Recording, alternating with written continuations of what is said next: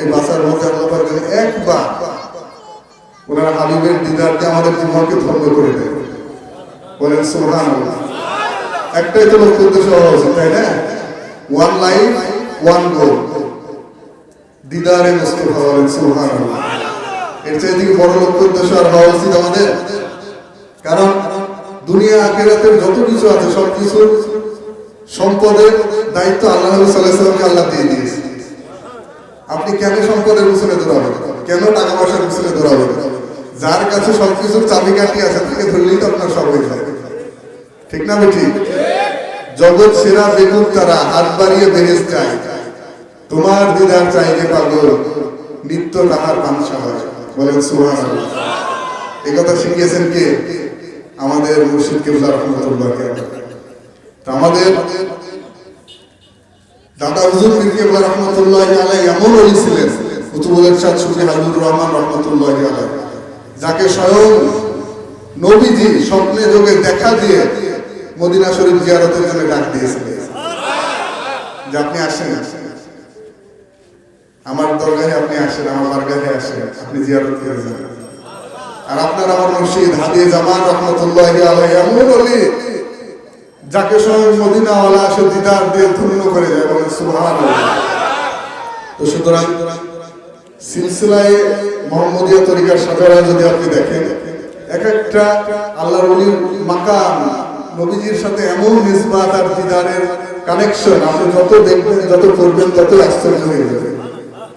কুতুবুল ইরশাদ সুফি হাবিবুর রহমান রাহমাতুল্লাহি আলাইহির যিনি পীর ছিলেন, কুতুবুল আক্তাব হযরত আবু বকর সিদ্দিক রাহমাতুল্লাহি আলাইহি, উনি যখন মদিনা শরীফে গেলেন, স্বয়ং আল্লাহ হাবিব সাল্লাল্লাহু আলাইহি সাল্লাম নবীজির রওজা শরীফকে খাদেমকে স্বপ্নে যোগে দেখা দিয়ে বললেন যে আবু বকর নামে একজন আসছে হজ করতে, তাকে আমার রওজা শরীফের মধ্যে থাকার সুযোগ করে দেওয়া হবে। স্বয়ং নবীজি ওনার রওজা শরীফের খাদেমকে দেখা দিয়ে বললেন, খাদেম ঘোষণা করলেন যে আবু বকর নামে কে আসছেন। অনেক আবু বকর দাঁড়াই গেলেন। আল্লাহ নবী সাল্লাল্লাহু আলাইহি সাল্লাম ইন্ডিকেট করে বললেন ভারতবর্ষের ফুরফুরা থেকে আবু বকর সিদ্দিকী। বলেন সুবহানাল্লাহ। যাকে স্বয়ং মদিনাওয়ালা ওনার রওজা শরীফে থাকার সুযোগ দিয়েছে। এটা কি কম সম ব্যাপার? সে আবু বকর সিদ্দিক রাহমাতুল্লাহি আলাইহি বলেছেন, ইয়াদুল্লাহ মিয়া আমার সিঁড়ি, ওনার কাছে যাওয়া মানেই আমার কাছে আসা। বলেন সুবহানাল্লাহ। আবু বকর সিদ্দিক রাহমাতুল্লাহি আলাইহি যিনি পীর ছিলেন, শাহ সুফি ফতেহ আলী রাহমাতুল্লাহি আলাইহি, কি ওলি! সুবহানাল্লাহ। নবীজির প্রেম করতে করতে, নবীজির দুরূদ পড়তে পড়তে এমন ফানা হয়েছে, মদিনাওয়ালা এসে দিদার দিয়েছে। দিদার দিয়ে বলছে আপনার কি চাই? উনি বলছে আমার কিছু চাই না, শুধু আপনার দিদার চাই। তো ঠিক আছে, আপনাকে আমি বছরে একবার দিদার দিই, প্রতি বছর একবার করে দিদার করবো। বলছে না, আমার প্রতি বছরে একবার হবে না, তো প্রতি মাসে একবার দিব। বলছে প্রতি মাসেও আমার হবে না, প্রতি সপ্তাহে দিব, প্রতি সপ্তাহে আমার হবে না। আল্লাহ নবী সাল্লাল্লাহু আলাইহি ওয়াসাল্লাম বললেন আপনি কিভাবে চান? বলে আমি যখন চাই তখন আপনাকে দিদার দিতে হবে। বলেন সুবহানাল্লাহ। এজন্য মদিনাওয়ালার সাথে যখনই প্রয়োজন হয়েছে তখনই সরাসরি নিসবাত করে দিদার করে যে কোনো বিষয় জিজ্ঞাসা করে নিতে। এটা কি কম সম ব্যাপার? কম সম? আপনি আমি পারবো? আপনি আমি তো ওলি আল্লাহর বিরুদ্ধে লেগে আছি। আপনি জানেন তাদের মাকাম কেমন, তারা কি পারে। এজন্য আল্লাহর ওলিদের ব্যাপারে কথা বলার আগে সাবধান। আল্লাহ কি বলেছেন? গতকাল আলোচনা কি হলো? আলা ইন্না আউলিয়া আল্লাহি, আল্লাহর ওলিদের ব্যাপারে সবসময় কি সাবধান, তাদের মাকাম বুঝা বড় কঠিন। শাহ সুফি ফতেহ আলী রহমতুল্লাহি আলাইহি যিনি পীর ছিলেন, আল্লামা শাহ নিজামপুরী রহমতুল্লাহি আলাইহি, ওনার জীবনে যদি আপনারা পড়েন, নবীজির দিদারের বর্ণনা যদি আপনারা শুনেন, আপনারা আশ্চর্য হয়ে যাবেন। এত রসুলের সাথে ওনার নিসবাত ছিল। এরকম ভাবে ওনার যিনি পীর ছিলেন সৈয়দ আহমদ বেরলভী রহমতুল্লাহি আলাইহি, উনি ছিলেন সরাসরি আওলাদে রাসূল। তৎকালীন ব্রিটিশদের সাথে ওনারা জিহাদ করেছেন। জিহাদ, বালাকোটের যে জিহাদের ইতিহাস আপনারা বলবেন, এই ইতিহাসে সৈয়দ আহমদ বেরলভী রহমতুল্লাহি আলাইহির নাম প্রথমে আছে। আর ওরা বলে আল্লাহর ওলিরা জিহাদ জানে না।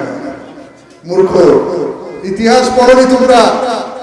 আল্লাহর ওলিদের যদি ইতিহাস পড়ো তাদের রন্ধ্রে রন্ধ্রে দিনে দিনে জিহাদের ঘটনা বর্ণনা করা আছে। তারা নফস শয়তানের সাথে জিহাদ করেছে, মানুষ শয়তানের সাথে জিহাদ করেছে। তারা জিহাদ করতে জানে এবং সেই তাদের প্রত্যেকটা জিহাদে বিজয়ের ইতিহাস আছে, ব্যর্থতার কোনো গল্প না। কারণ যারা আল্লাহর হয়ে যায়, আল্লাহ যাদের হয়ে যায়, তাদের জীবনে কোনো ব্যর্থতা আছে নাকি? শুধু সফলতা আর সফলতা। তো সিলসিলায় মুহাম্মদিয়া তরিকা যদি আপনি দেখেন, দেখবেন যে ধারাবাহিকভাবে স্বয়ং মদিনা আলা পর্যন্ত নিসবাত করা আছে। আপনি শুধু আসেন, বসেন, চেষ্টা করেন, মুর্শিদকে মন দিয়ে ভালোবাসেন, আল্লাহ তার রাসূলকে পাওয়ার উদ্দেশ্যে আপনি পাবেন। আমরা পাচ্ছি না কারণ আমাদের দোষ, মুর্শিদের দোষ না। দোষ কাদের?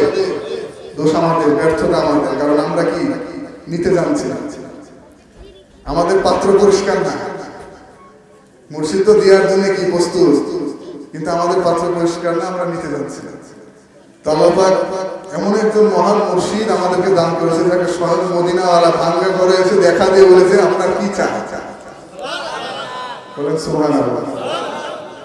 তো এরকম একজন মহান মুর্শিদের নিসবতে আল্লাহ পাক আমাদেরকে কবুল করেছেন। এজন্য আপনার প্রতিনিয়ত প্রতি সেকেন্ডে শুকরিয়া আদায় করা উচিত।